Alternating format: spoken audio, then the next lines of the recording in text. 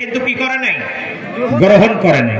আর উম্মতে ইজাবা যারা দাওয়াত পেয়েছে এবং গ্রহণ করেছে, আমি আপনাদের সকলকে আহ্বান করছি, এক বাক্যে কণ্ঠ ছেড়ে দিয়ে বলবেন, আমরা কি উম্মতে দাওয়া নাকি উম্মতে ইজাবা?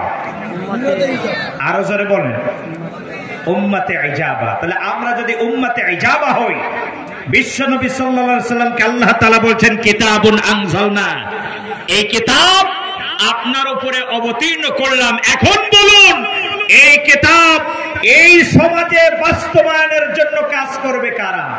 আমরাই। আওয়াজ জোরে হলো না, ভয় পাচ্ছেন? একটু জোরে বলতে হবে। এই সমাজে কোরআনকে বাস্তবায়নের কাজ করবে কারা? আর আওয়াজ দিয়ে বলেন, কাজ করবে কারা? ও মুসলমান, মনে রাখতে হবে, এই কাজ যদি আমরা না করি, আল্লাহ রাব্বুল আলামিনের আদালতে প্রত্যেককে আসামি হতে হবে, কেউ ছাড় পাওয়া যাবে না। জোরে বলুন, ঠিক কিনা?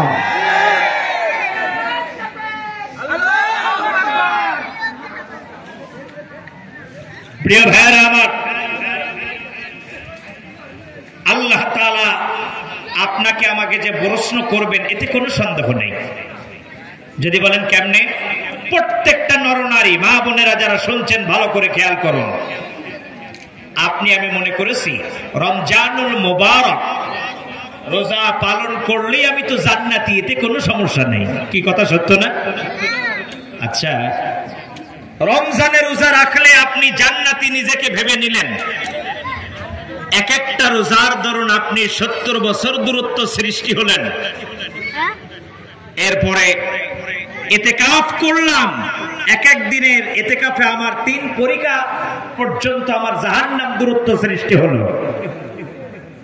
আপনি যদি ইচ্ছাপূর্বক, অসুস্থ নয়, ইচ্ছা করে একটা রোজা ভেঙেছেন, তার কাফারা স্বরূপ 60টা রোজা রাখা লাগবে। এই 60টার ভিতরে যদি একটা ভাঙেন, তাহলে পিছনের তার সব বাদ, আবার পুনরায় গণনা করতে হবে 1 থেকে।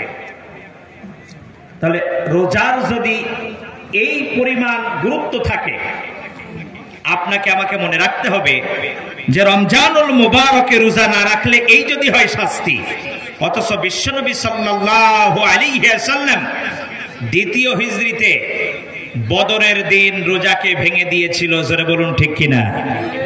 8ম হিজরিতে রাসূলুল্লাহ সাল্লাল্লাহু আলাইহি ওয়াসাল্লাম মক্কা বিজয়ের দিন আবার রোজা ভাঙলেন।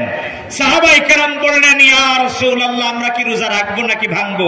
আল্লাহর হাবিব বললেন, শোনো, দিন যদি প্রতিষ্ঠা হয়, কোরআনের আইন যদি প্রতিষ্ঠিত হয়ে যায়, তাহলে রোজা এমনি বাধ্যতামূলক হয়ে যাবে।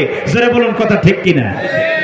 প্রিয় দিনী ভাইয়েরা আমার, আজকে দেখুন কোরআনের আইন নাই, এজন্য রমজানুল মুবারকে আমরা বিভিন্ন হোটেলের সামনে লাল সালু কালো কাপড় দিয়ে ঘিরে রেখে ওর ভিতরে মুসলমানদেরকে আমরা নাস্তা করতে দেখেছি। জোরে বলুন, ঠিক কিনা? আজকের যদি কোরআনের আইন থাকতো, তাহলে ওখানে যারা খাইতে যাইতো আর যারা দোকান চালিয়েছে, তাহলে কোরআন বলতো যে এদের পাছাটা লাল করে দাও। বিশ্বনবী সাল্লাল্লাহু আলাইহি ওয়াসাল্লাম এজন্যই বললেন, আজকের রোজা ভাঙো।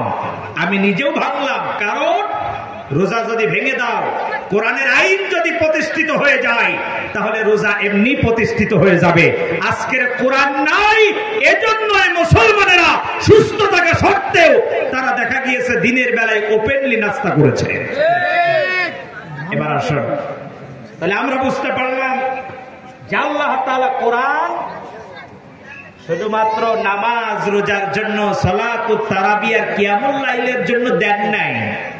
আমরা বললাম, আল্লাহ তুমি কোরআন কেন দিয়েছো? কারণ আল্লাহ রাব্বুল আলামিন বললেন, শোনো, এই কোরআনের জন্যই দিলাম, লিতুখরিজান নাসা মিনাজ যুলুমাতি ইলান নূর, অন্ধকারের ভিতরে ডুবে থাকা মানুষগুলোকে মিনাজ যুলুমাত, অন্ধকার থেকে, ইলান নূর, যেন আলোর পথে তোমরা ডাকতে পারো।